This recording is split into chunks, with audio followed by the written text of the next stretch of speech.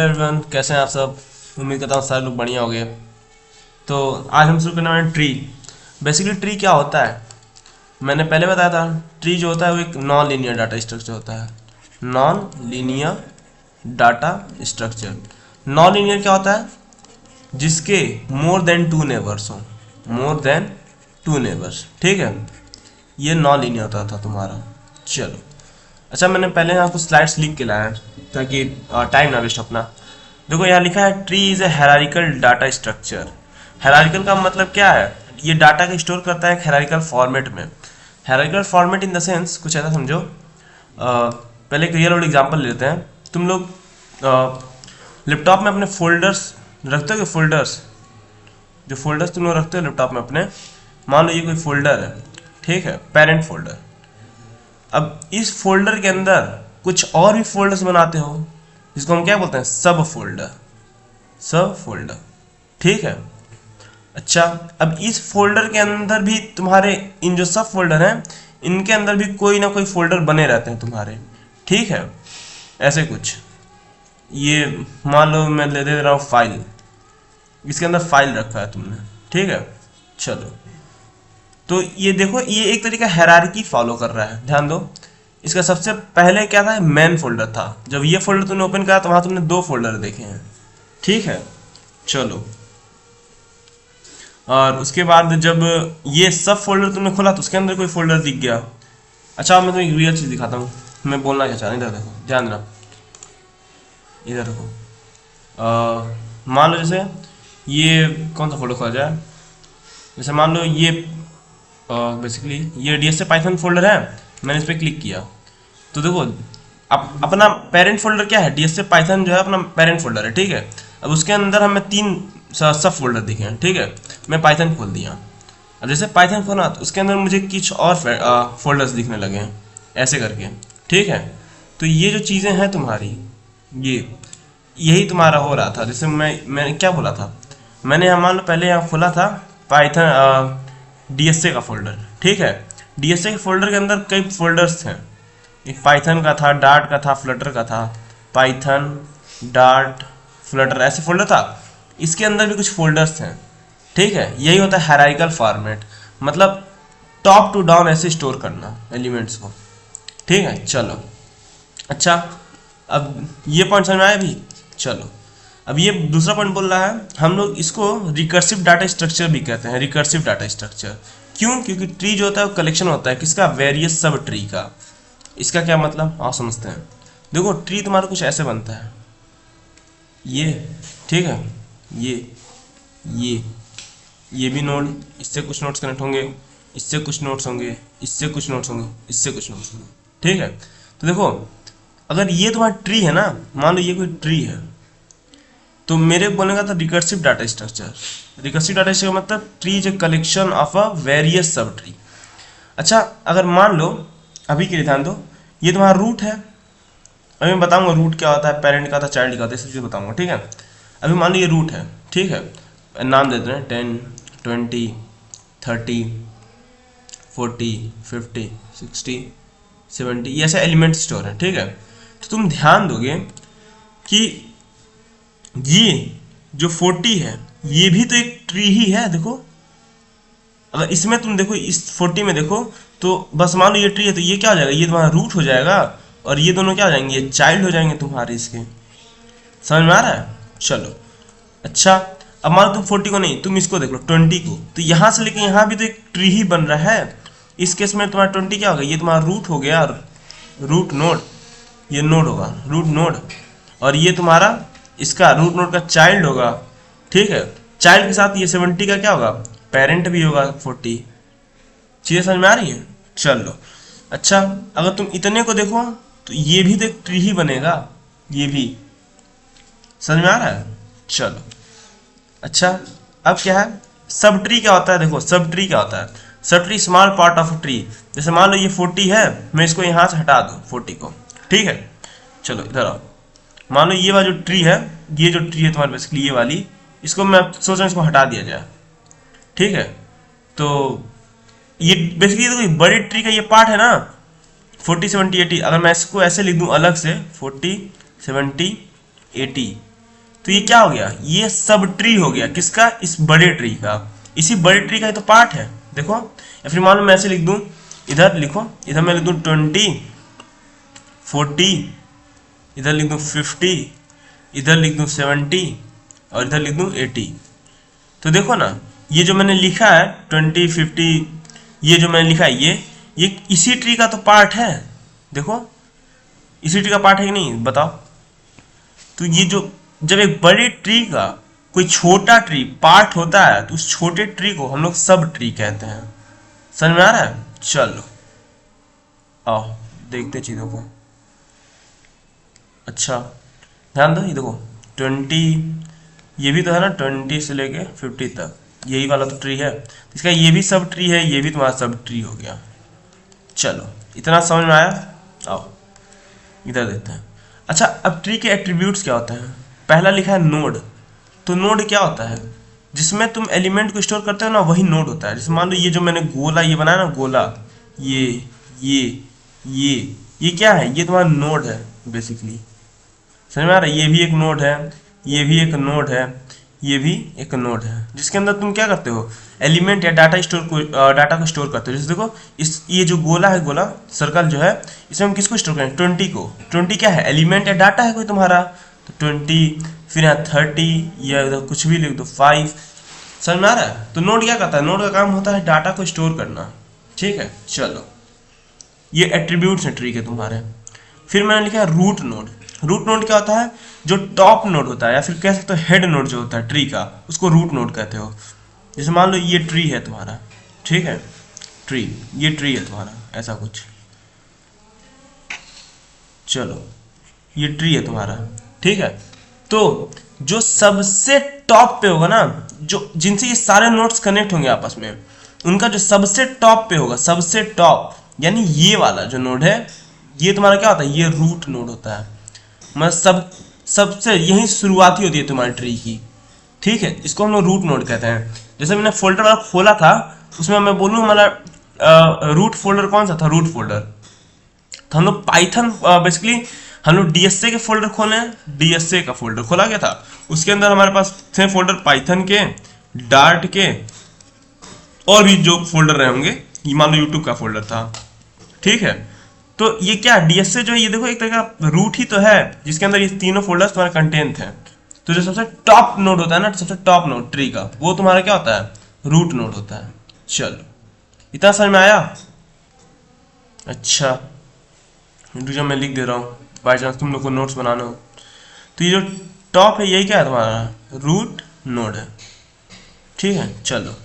अच्छा फिर आता है पेरेंट नोड। क्या होता है पेरेंट नोड? वो नोड होते हैं ना जो किसी और नोड को कंटेन करते हैं। देखो ये रूट नोड भी ये है, ठीक है, इसको तुम पेरेंट नोड भी बोल सकते हो। क्यों पेरेंट बोल सकते हो? क्योंकि देखो इसके पास इसके दो चाइल्ड्स हैं। ध्यान दो, देखो एक तो ये नोड इसका चाइल्ड है और एक ये नोड इसका चाइल्ड है। तो मैं नेमिंग कर देता हूँ, थोड़ा इजी हो जाएगा समझने में।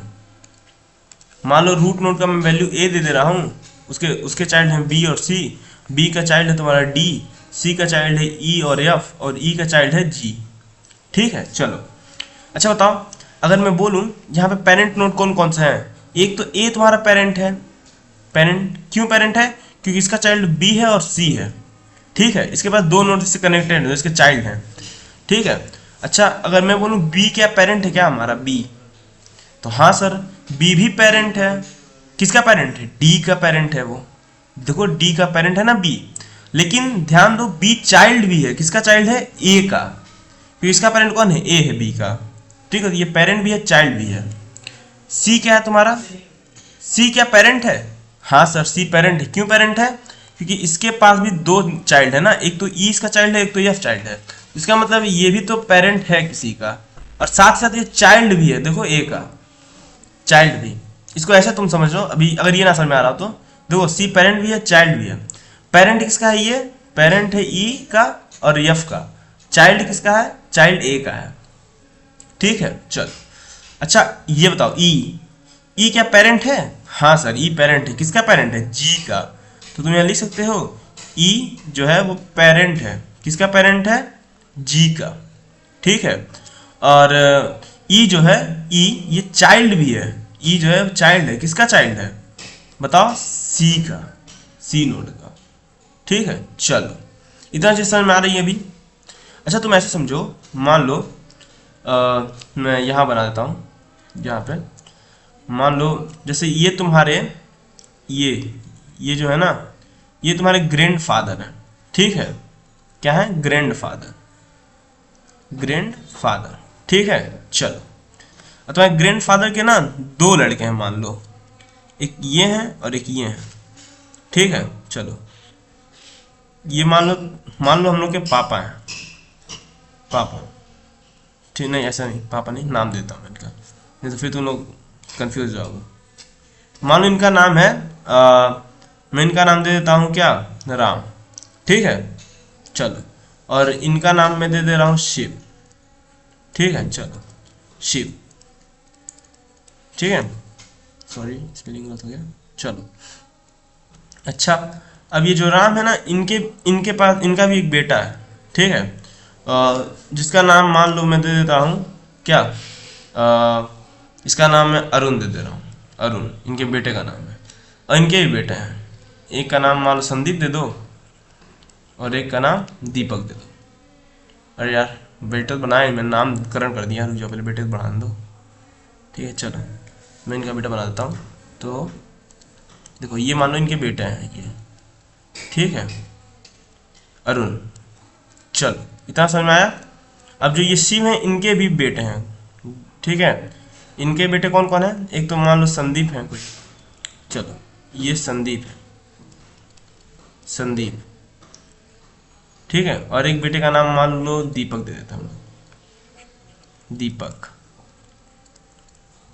चलो इतना समझ में आया। तो अब तुम बताओ, ये जो ग्रैंड फादर हैं, ठीक है, ये पेरेंट भी हैं, पेरेंट तो हैं, और घर के क्या है? घर के मुखिया भी तो होते हैं, जो दादा होते हैं वही तो घर के हम लोग हेड होते हैं। तो ये रूट नोड भी हैं। मान लो ये घर है, तो ये घर के क्या है? रूट नोड है तुम्हारे ग्रैंड फादर। ठीक है, चलो अच्छा, अब इनके चाइल्ड कौन है? इनके चाइल्ड एक तो राम है और एक शिव है। ठीक है, जो इनके चाइल्ड है, इनके बेटे हैं दोनों लोग। ठीक है, लेकिन तुम बताओ, ये जो राम है या फिर ये जो शिव है, ये भी तो पेरेंट हैं किसी के। किसके पेरेंट हैं? शिव जो है वो पेरेंट है किसके? दीपक के और संदीप के। और जो राम है वो पेरेंट है किसके? अरुण के। ठीक है, तो ये क्या, ये राम जो है ये एक दो पेरेंट भी हैं। पेरेंट किसके हैं? अरुण के। और ये चाइल्ड भी हैं, किसके चाइल्ड हैं? अपने फादर के। इनका नाम XYZ ले लो। ठीक है, ये XYZ के क्या है? बेटे भी हैं, और इसके पापा भी हैं अरुण के। चीज समझ में आ रही? ये तो होता है पेरेंट नोड तुम्हारा। चलो, पेरेंट नोड कौन सा नोड होता है? जिसके पास चाइल्ड हो। देखो शिव जी के पास भी चाइल्ड है। अच्छा बता, अरुण, ये अरुण पेरेंट हो सकता है क्या? नहीं सर, अरुण पेरेंट नहीं है। क्यों नहीं है? क्योंकि इसका तो कोई चाइल्ड ही नहीं है। अभी अरुण की शादी नहीं हुई मान लो, ना संदीप की शादी हुई ना दीपक की शादी हुई है, तो इनकी कोई शादी नहीं हुई है, तो इनके कोई बच्चे भी नहीं है। जब बच्चे नहीं है तो ये पेरेंट बनेंगे नहीं। ठीक है, इसका मतलब क्या है? ये तुम्हारे चाइल्ड ही है, अभी के लिए चाइल्ड समझो। चलो इतना समझ में आया? ठीक है, अच्छा वही देखो मैंने चाइल्ड नोड बताया, अ node which is contained by other node. तो देखो अगर ये मान लो एक नोड है, तो ये कंटेन है किसके द्वारा? इस नोड के द्वारा। इस नोड के द्वारा इसका कनेक्शन बना हुआ है। ठीक है, तो ये क्या होगा? ये तुम्हारा चाइल्ड नोड हो गया। इसी नोड को हम चाइल्ड नोड कहते हैं। यहाँ देखो, जैसे मान लो डी है, तो डी क्या है? तुम्हारा चाइल्ड नोड है किसका? बी का। क्यों? क्योंकि ये बी के द्वारा, बी ही जो है इसको कंटेन करा अपने पास, इसलिए। ठीक है, जी है, जी भी चाइल्ड नोड है किसका? ई का। क्यों? क्योंकि जी को ई कंटेन करा है। सी किसको कंटेन करा है? ई और एफ को, यानी ई एफ क्या है? सी के चाइल्ड है। चलो ये भी क्लियर हो गया चाइल्ड नोड। अच्छा, लीफ नोड क्या होता है? A node which has no child. देखो, a node which has no child, यानी वो नोड जिनका चाइल्ड ही नहीं होता। ठीक है, तो बताओ क्या ये लीफ नोड हो सकते हैं क्या? नहीं सर, ये लीफ नहीं हो सकते। क्यों? क्योंकि इनके पास तो चाइल्ड है, इनके पास अरुण है और एक के पास संदीप और दीपक है। क्या ये लीफ नोड हो सकते हैं क्या? नहीं सर, इनके पास भी चाइल्ड है, एक तो राम इनके चाइल्ड है, एक शिव इनके चाइल्ड है। ठीक है, लेकिन क्या ये बताओ, अरुण ये लीफ नोड हो सकता है क्या? लीफ नोड, हाँ सर। क्यों? क्योंकि अरुण के पास वो कोई चाइल्ड नहीं है, अरुण अभी शादी नहीं हुई उनकी। ऐसे संदीप की भी नहीं हुई, दीपक की भी नहीं हुई है। तो ये तीनों क्या है? देखो इस ट्री में, अगर ये ट्री है तो ये तीनों क्या है? ये तीनों लीफ नोड है तुम्हारे, मतलब जिनके कोई चाइल्ड ही नहीं है, लीफ नोड। ठीक है। चलो यहाँ देखो, यहाँ तुम्हारा लीफ नोड कौन कौन होगा बताओ। देखो ए का चाइल्ड है क्या, हाँ बी है। बी का चाइल्ड है क्या, हाँ डी है। तो डी का भी चाइल्ड है क्या, नहीं सर, यानी डी तुम्हारा क्या हो गया, डी तुम्हारा लीफ नोड हो गया। अच्छा इधर आओ, एक के पास सी भी चाइल्ड है, तो सी का चाइल्ड है क्या, हाँ ई है और एफ है। अच्छा ई का चाइल्ड है क्या, हाँ जी है। और एफ का चाइल्ड है क्या, नहीं, यानी तुम्हारा डी भी हो गया, एफ भी हो गया, जी भी हो गया। ये तीनों क्या हो गए तुम्हारे, लीफ नोड हो गए। क्यों लीफ नोड हो गए, क्योंकि इनके पास चाइल्ड नहीं है, लीफ नोड। ठीक है, क्योंकि इनके पास कोई भी चाइल्ड नहीं है। इतनी समझ में आया। देखो मैं लिख देता हूँ, एक डब्बा बना देते हैं बेसिकली। चलो देखो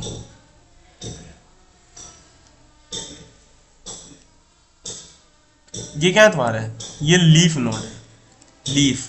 क्यों, no child, they don't have child, they don't have child, इनके पास बच्चे नहीं है, इसलिए क्या है, यही आखिरी जड़ है। अभी जब इनकी शादी होगी तो इनके बच्चे होंगे, तब ये लीफ नहीं होंगे, तो इनका जो बच्चा होगा वो लीफ बन जाएगा, और ये भी किसी के पेरेंट बन जाएंगे। समझ में आ रहा है। जब तुम लोग हो, अभी तुम की शादी नहीं हुई होगी, जैसे शादी होगी तो तुम्हारे भी बच्चे हो जाएंगे, तो तुम क्या हो जाओगे, बच्चे के बाप बन जाओगे, पेरेंट बन जाओगे। और जो तुम्हारे पेरेंट होंगे तुम उनके लिए तो चाइल्ड ही रहोगे। ठीक है, तो लीफ नोड क्या हो जाएंगे, जो तुम्हारे बच्चे होंगे वो लीफ नोड हो जाएंगे इस केस में। समझ में आ रही है। चलो अच्छा, अब डिग्री ऑफ नोड क्या होता है। डिग्री ऑफ नोड ये होता है number of child of that particular node. बात समझ आया क्या मैं बोलना चाह रहा हूं। ये देखो जैसे मैं इसको कॉपी करता हूँ एग्जाम्पल को, ठीक है। एक मिनट, ओ माय गॉड,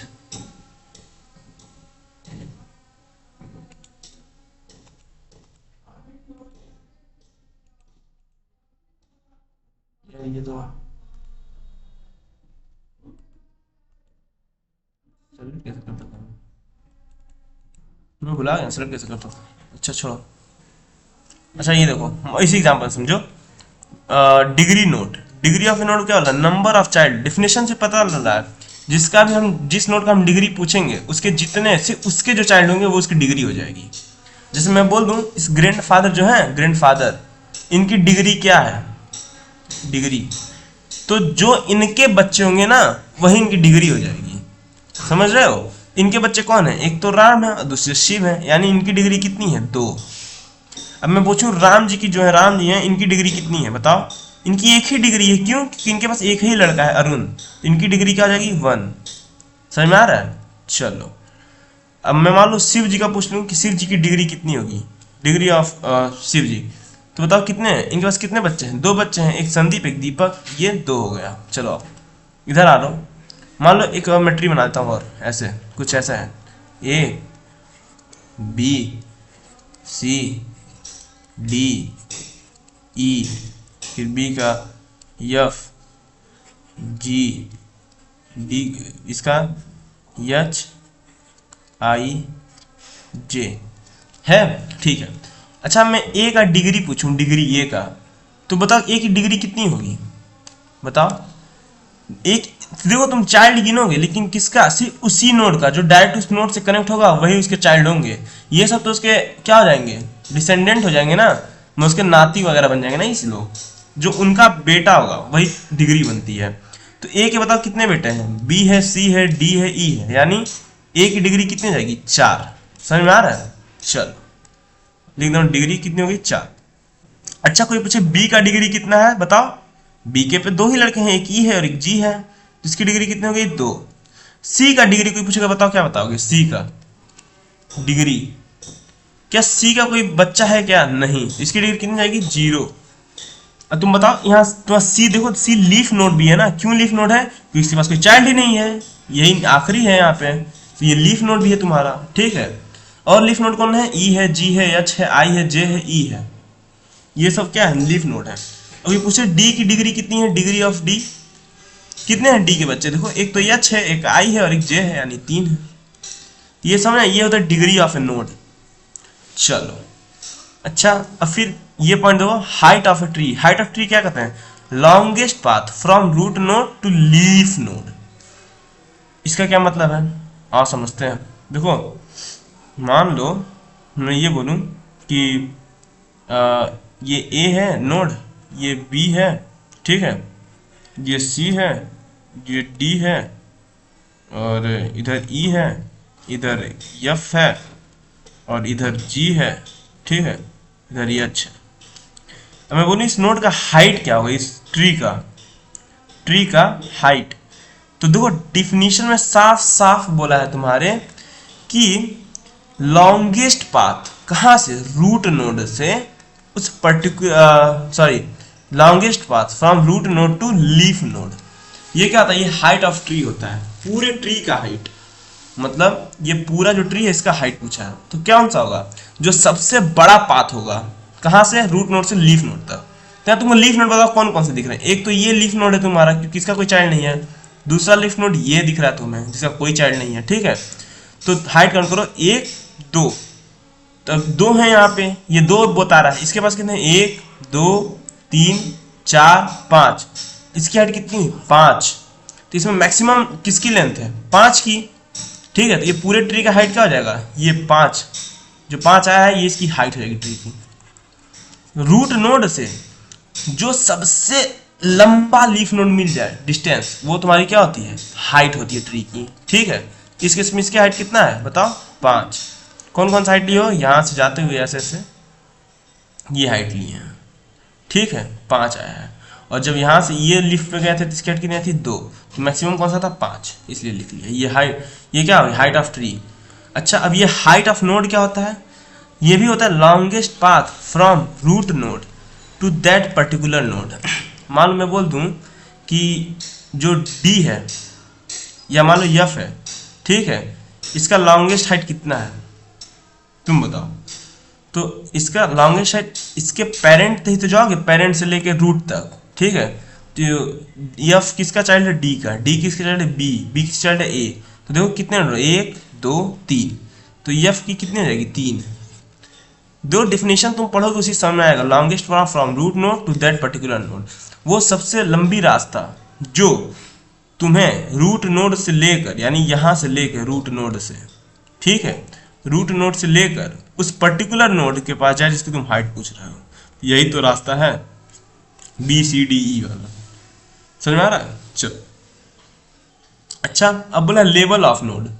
तो लेवल ऑफ नोड क्या होता है, length from root node to that particular node. मान लो मैं बोल दूं कि ये अरुण दीपक संदीप का वो लेवल क्या है।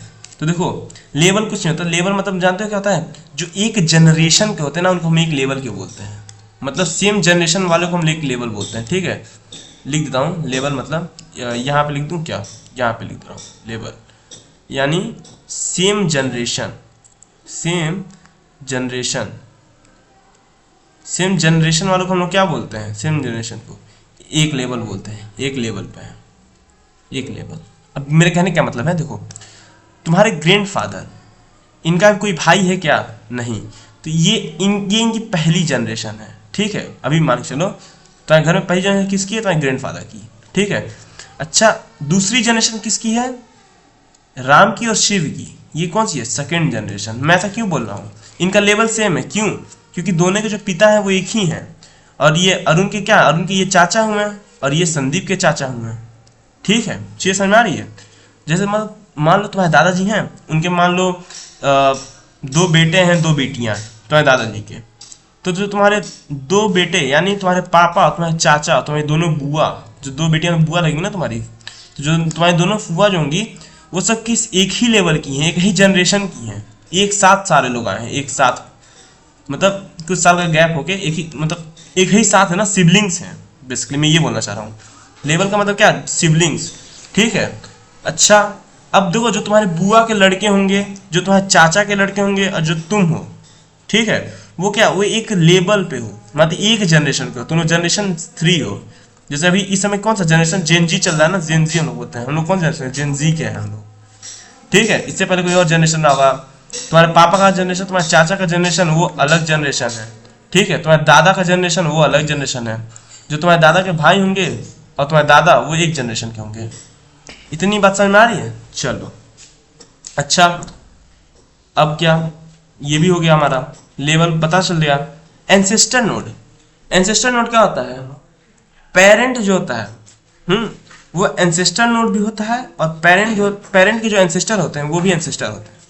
मेरे कहने का मतलब ये है कि इधर आओ, मान लो ये तुम्हारे ग्रैंडफादर है, ठीक है, GRAND ग्रैंडफादर, ठीक है, चलो, और ये तुम्हारे ग्रैंडफादर के भाई क्या बोलोगे, दूसरे दादाजी ना, मान लो मैं लिख दूंगा सेकेंड ग्रैंडफादर, सेकेंड ग्रैंडफादर, ठीक है।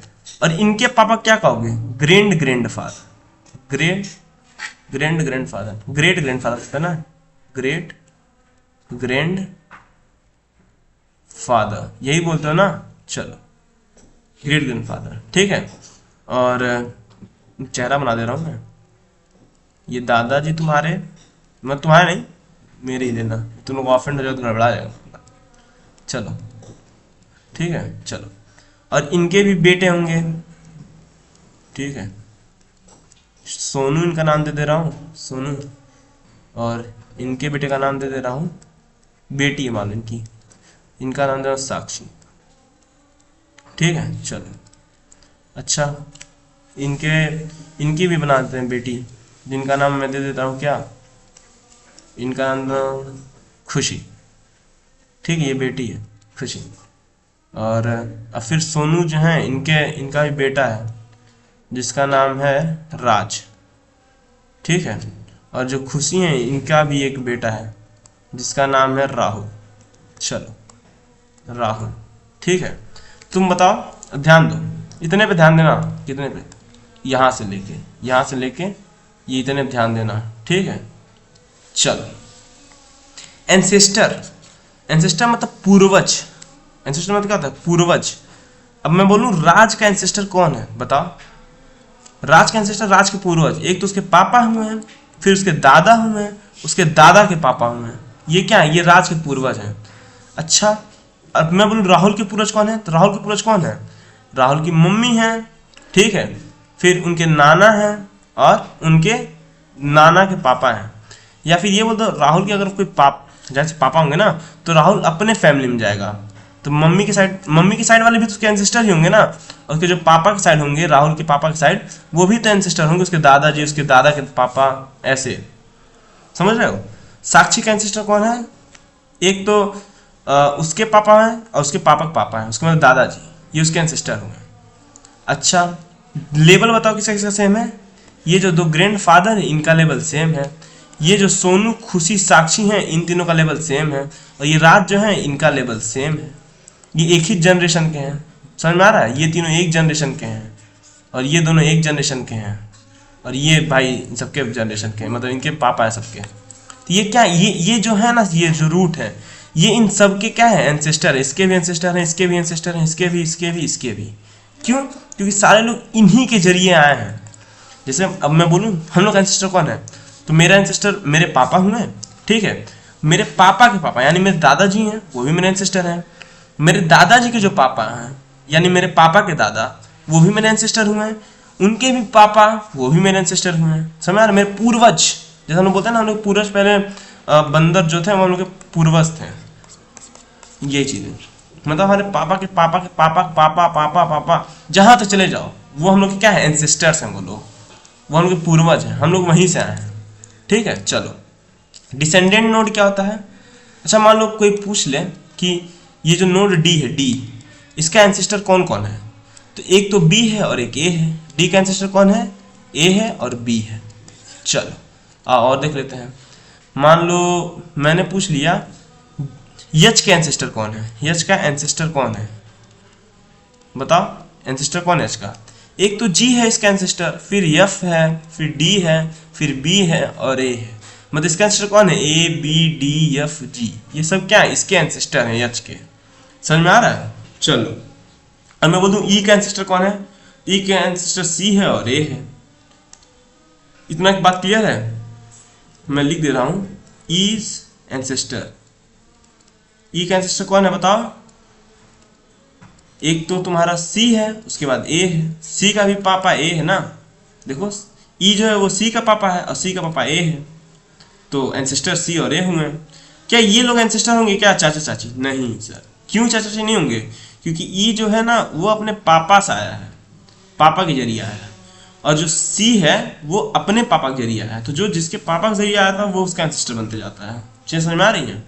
मान लो मैं बोल दूं जी, ये जो जी नोड है इसका एंसेस्टर कौन है? जी का, जीज एंसेस्टर, जीज एंसेस्टर। अच्छा जी का एंसेस्टर एच हो सकता है क्या? नहीं, ये तो इसका बेटा है, जी के बाद तो एच आया है ना, पैदा हुआ है, तो ये डिसेंडेंट हो जाएगा तुम्हारा, डिसेंडेंट। ठीक है, लेकिन जी का एंसेस्टर कौन है तुम्हारा? एक तो यफ है, जी कहाँ से आया है? यफ से। ठीक है, और देखो यफ कहाँ से आया? यफ जो है डी से आया है, और डी कहाँ से आया है? डी जो है वो बी से आया है। बी कहाँ से आया है? बी ए से आया है, और यही तुम्हारा रूट है, यही तुम्हारा क्या है? रूट नोड है।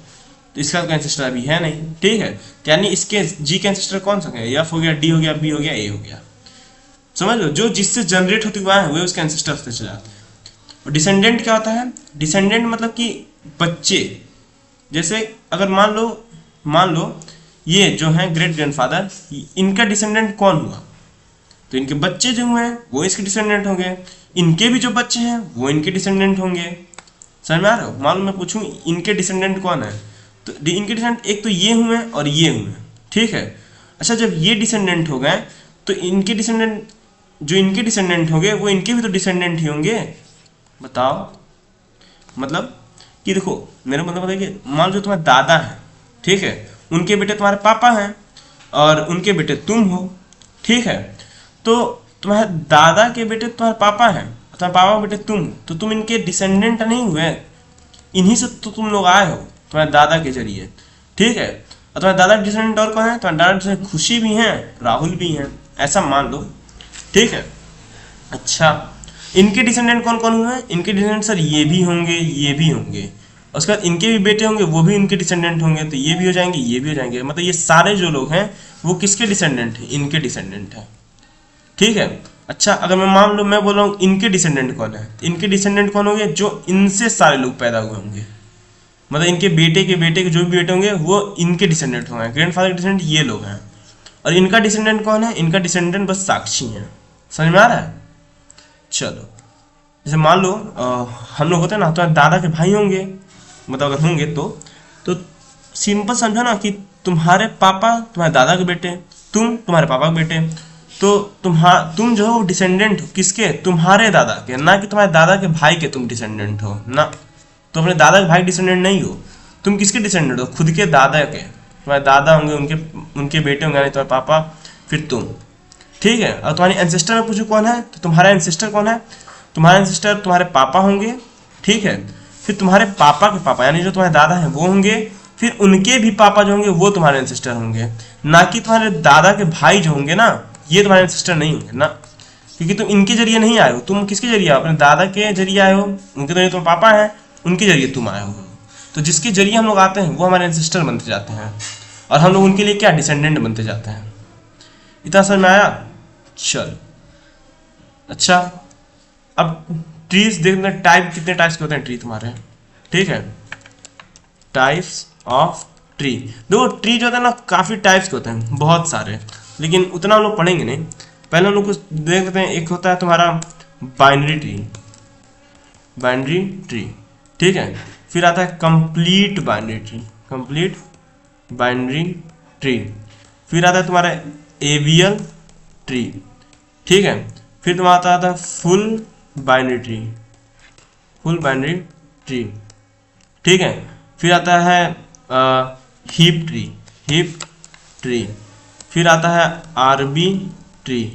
ठीक है, फिर आता है तुम्हारा बी ट्री, और होते हैं तुम्हारे कंप्लीट बाइनरी ट्री दिया, फुल, हेवियल, फिर स्क्यू ट्री आता है, SKEWD स्क्यू ट्री। ये भी दो होते हैं, एक लेफ्ट होता है, एक राइट होता है, लेफ्ट होता है और एक राइट होता है, राइट स्क्यू। चलो, और भी बहुत सारे, एक सबसे इंपॉर्टेंट ट्राई आता है, ये भी एक तरीका ट्री होता है, लेकिन ये एडवांस्ड एडवांस ट्री है एक तरीका। ठीक है, चलो अभी और भी होते हैं, ऐसे ट्राई लिख रहा हूँ क्योंकि सबका नाम याद करना पॉसिबल नहीं है ना। लेकिन हम जो जो इंपॉर्टेंट है ना, जो जो बेसिकली पूछे आते हैं, मैं बस उनको कवर करूंगा। जैसे बाइनरी ट्री कवर करूंगा, कंप्लीट बाइनरी ट्री कवर करूंगा, एवीएल करूंगा, फुल बाइनरी ट्री करूंगा, हीप करूंगा। हीप के अंदर तुम्हारे दो आ जाते हैं, एक तो मैक्स हीप बनता है, मैक्स हीप, और दूसरा जो होता है बनता है मीन हीप, मीन हीप। ठीक है, ये दोनों भी कवर करेंगे। आर्बिट्री बेसिकली डार्क है, तो देखते हैं अगर रहा टाइम तो इसको भी कवर कर लेंगे, बी ट्री को भी कवर लेंगे, स्क्यू ट्री कवर करूंगा। ठीक है, ट्राई, ये जो ट्राई है ना, ये जब मैं कोडिंग कराऊंगा ट्री का, अभी तो हम लोग कोडिंग खैर कर रहे हैं, अभी धीरे धीरे पढ़ रहे हैं ना कोडिंग चीजें। तो जैसे हम लोग ट्राई, जब हम ट्री पढ़ने लगेंगे कोडिंग में, तब मैं तुमको ट्राई का बताऊंगा क्या होता है। ठीक है, और भी बहुत सारे ट्री हैं जिनका नाम अभी इस समय मुझे याद नहीं आ रहा, बेसिकली होते बहुत हैं। ठीक है, तो उन सबको मैं डिस्कस करूंगा एक एक करके। ठीक है, चलो। अच्छा, ये देखो नोट्स है तुम्हारे, चाहो तो वीडियो रोक करके इसको शॉर्ट लेके देख लेना, और जो चीज़ें ना समझ में आए कमेंट में बता देना, ताकि मैं आने वाले टाइम पे उसको कवर कर लूँ। ठीक है, चलो मिलते हैं अगले वीडियो में, तब तक के लिए टेक केयर, गुड बाय, ध्यान रखना अपना सारे लोग।